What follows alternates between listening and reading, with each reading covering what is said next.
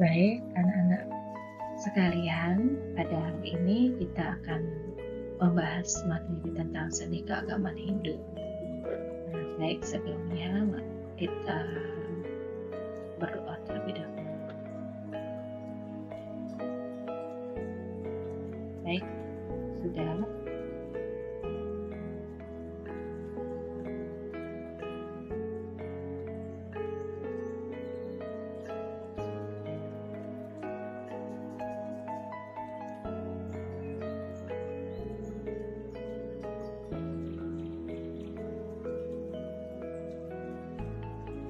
Apa itu seni? Seni adalah hasil ciptaan atau buah pikiran manusia yang diungkapkan dengan kemahiran teknis dan merupakan wujud yang dapat didengar sehingga memberikan ketenangan batin. Dan apa itu budaya? Budaya adalah keseluruhan hasil cipta, rasa, dan karsa manusia. Adapun jenis-jenis seni keagamaan: seni tari, seni tabuh, seni suara, pesuara, seni bangunan, dan seni rupa. Jenis-jenis seni keagamaan, ciri-cirinya yang pertama itu seni sakral. Ciri-cirinya itu yang pertama, tidak untuk komersial atau tidak diubah atau disewa, dipentaskan hanya dalam pelaksanaan upacara keagamaan. Yang kedua, pemuput dari sebuah upacaranya. Yang ketiga, membawa atau menggunakan alat-alat perlengkapan upacara yang khas. Yang keempat, beberapa jenis seni yang dipasupati atau melalui upacara penyucian dan sakralisasi supaya memiliki taksu. Nah, dalam jenis-jenis seni selanjutnya yaitu seni profan. Ciri-cirinya yang pertama, diupah atau disewa dan dipertunjukkan baik dalam upacara agama maupun non-agama. Yang kedua, berfungsi sebagai hiburan. Tiga, tidak mesti menggunakan perlengkapan upacara. Kadang melalui proses pasupati dengan tujuan memperoleh taksu saat mementaskan keseniannya. Ciri-ciri seni tari sakral. Yang pertama, ekspresi tarinya merupakan replika dari gerak alam seperti gerak tumbuhan, binatang, api, angin, manusia, makhluk surgawi, makhluk alam bawah, dan lain sebagainya yang diungkapkan secara sederhana. Yang kedua, ritmis gerakan dilakukan secara spontanitas dan sesuai dengan curahan jiwa penarinya. Yang ketiga, dalam penampilannya dirasakan adanya suasana magik, mistis, ataupun religius. Yang keempat, ekspresi tarian berkaitan dengan adanya tujuan yang diinginkan atau yang ingin dicapai. Yang kelima, dominan ditarikan oleh banyak orang atau kumpulan atau komunal. Yang keenam, instrumental, musiknya menggugah rasa yang dalam, berkesan mistik dan magis. Yang ketujuh, mengambil lakon dari cerita itihasa, purana, legenda, mitologi, ataupun fabel yang berkembang di masyarakat.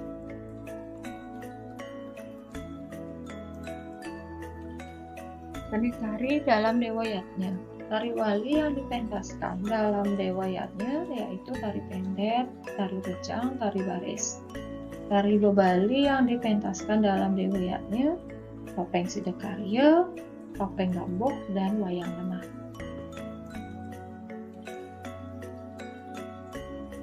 Seni tari dalam resiatnya, dalam upacara besar seperti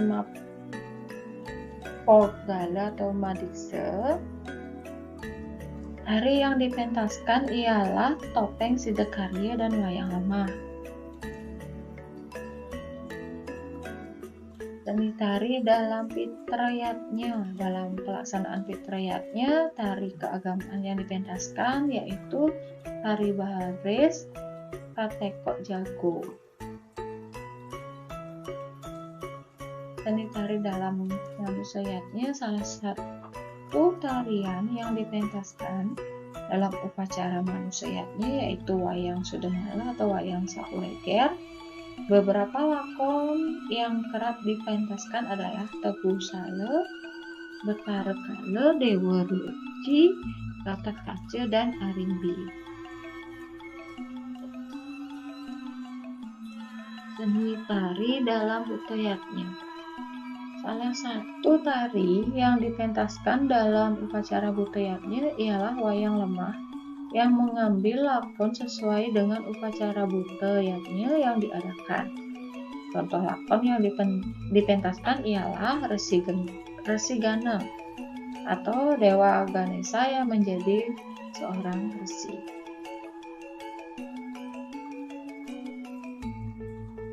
Adapun seni tari di luar Bali.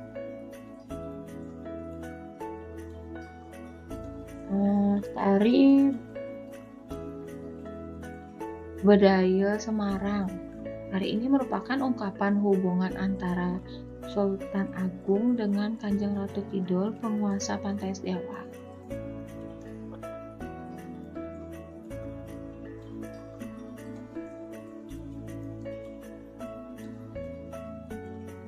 Seni tari di luar Bali selanjutnya yaitu tari Sangyang atau Semblang. Tari ini terdapat di Desa Cungkling, Banyuwangi, Jawa Timur. Tari ini merupakan pemujaan kepada Dewa Siwa. Tari Tortor berasal dari Batak, Sumatera.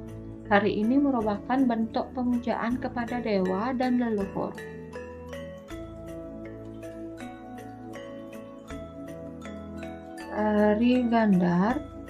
Tari Gandar berasal dari daerah Kalimantan, dipentaskan dalam upacara selamatan dan memohon berkah kepada Dewi Sri. Konsep menarikan tarian sakral. Pertama, seseorang suci dan bersih baik dalam sisi jasmani maupun rohani lewat proses pembintangan dan taksu pragina. Yang kedua, penari gadis masih dalam status belum akil balik atau bisa bagi yang tua sudah dalam proses menopause. Yang ketiga, penari membawa sarana upacara baik berupa canang sari, kasepan, sampian, salaran, dan lain sebagainya. Yang keempat, suasananya mistis baik dari gerakan maupun instrumental musik. Yang kelima, secara mitologi, tarian ini mengacu ke konsep Siwa Nataraja atau Siwa sebagai raja tarian. Perkembangan seni tari. Dalam perkembangan seni tari, terutama di Bali, dapat dikelompokkan ke dalam 3 golongan, yaitu tari wali, tari bebali, dan tari bebalihan. Tari wali, sejenis tari yang berfungsi untuk mengikuti proses pelaksanaan upacara keagamaan, bersifat sakral, bersifat simbolis, dan mengandung nilai religius. Contoh tari wali, tari rejang. Tari ini merupakan simbol dari Widyadari dan Widyadara dan para Gandharwa yang menuntun para dewa turun ke dunia dan memberkati upacara yang telah dilaksanakan.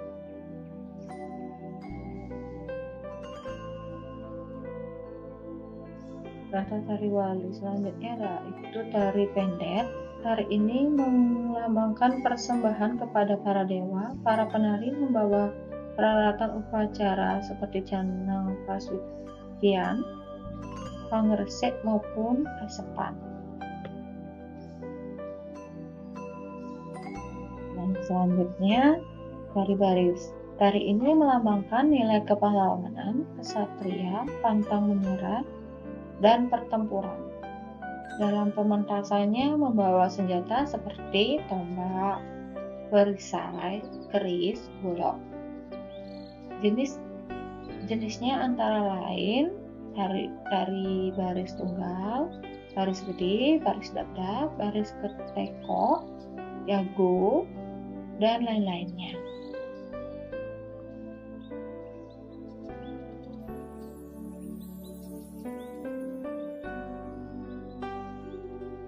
Tari Sangyang. Tari ini berfungsi menjadi media penolak bala.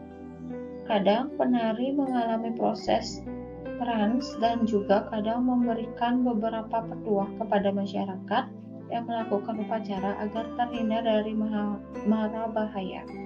Contoh tari Sangyang adalah Sangyang Gedari, Sangyang Jaran, Sangyang Memedi, Sangyang Kudo.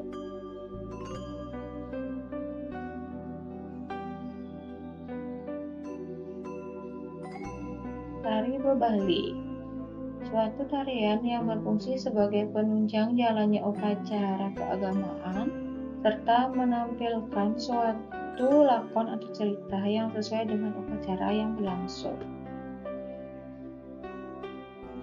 Contoh tari Bebali yaitu wayang lemah ataupun sapu leger. Wayang ini biasanya menggunakan benang tukelan dan tanpa kelir. Benang tersebut diikat di masing-masing ujung pada kayu dap-dap bercabang 3.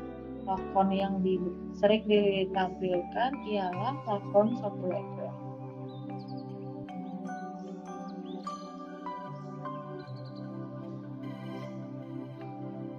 Tari Bambu, tari yang dipentaskan pada Dewa Yatnya dan persembahan kepada para dewa dan leluhur. Cerita yang ditampilkan ialah cerita-cerita Panji yang mengandung kepahlawanan, romantisme, dan lelucon.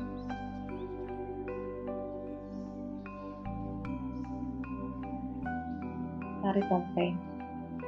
Tari topeng dalam pementasannya menggunakan topeng atau tapel dengan ekspresi wajah yang bervariatif. Contohnya ialah topeng bujuk atau lucu, topeng tua raja yang sudah lansia, topeng keras raja yang gagah perkasa, topeng sidekarya yang ditarikan di penghujung upacara yatnya besar. Calon arang. Kisah calon arang pada umumnya mengambil kisah Walunateng Birah Cupak Gerantang, Gede Basur, dan kisah dalam Tantrayana yang syarat akan mistis dan magis, dan juga memuat tentang praktek pengliakan. Tujuan dari calon arang ialah untuk meruat wilayah di mana calon arang itu dipentaskan.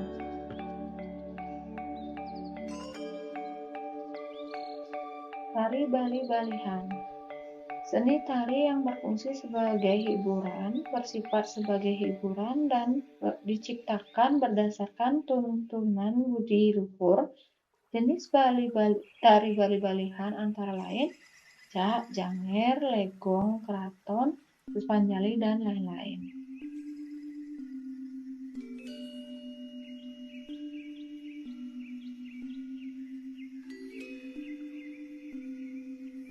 Kasus dan tantangan seni keagamaan Hindu.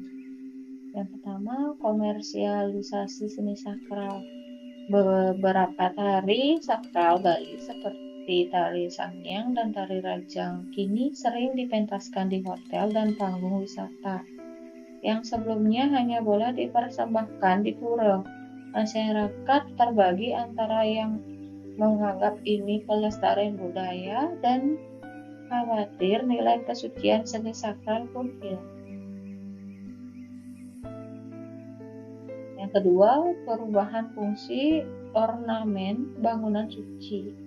Banyak arsitektur pura dan bangunan suci Hindu seperti Padmasana dan Candi Bentar kini ditiru untuk didekorasi di villa, restoran, dan taman wisata. Hal ini menimbulkan pertanyaan, apakah bangunan sakral boleh difungsikan sebagai hiasan duniawi?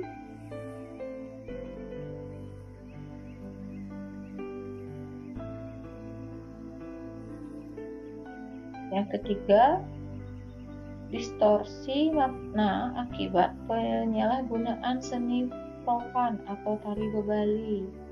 Beberapa pertunjukan tari profan atau tari bebali seperti barong dan rangde yang dulunya dipentaskan untuk tujuan spiritual, kini hanya dijadikan tontonan wisata, bahkan dengan cerita yang diubah demi kepentingan hiburan.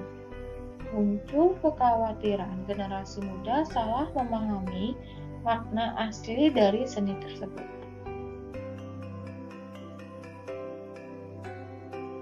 Yang keempat, kehilangan generasi penerus seni sakral. Di beberapa desa semakin sulit mencari anak muda yang bersedia menjadi penari tari sakral karena dianggap sulit, tidak populer, dan tidak menguntungkan secara ekonomi. Bagaimana masa depan seni sakral Hindu tanpa generasi?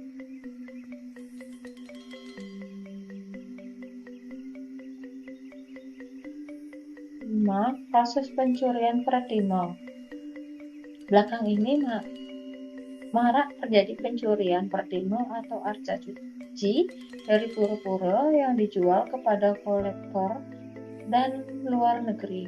Bagi umat Hindu, kehilangan pratima dianggap sebagai bencana spiritual karena dipercaya menghilangkan kekuatan suci perlindungan desa dan mendatangkan ketidakseimbangan. Ini masyarakat menghadapi dilema antara menjaga keamanan pratima dengan cara modern atau tetap mempertahankan tradisi pura yang terbuka dan sakral. Nah, cukup sekian pemaparannya. Sekarang ada pertanyaan, bagaimana kita bagusnya bersikap? Ayo kita diskusikan. Nah, karena sudah selesai materi hari ini, maka saya tutup dengan Parama Santi. Om Santi Santi Santi.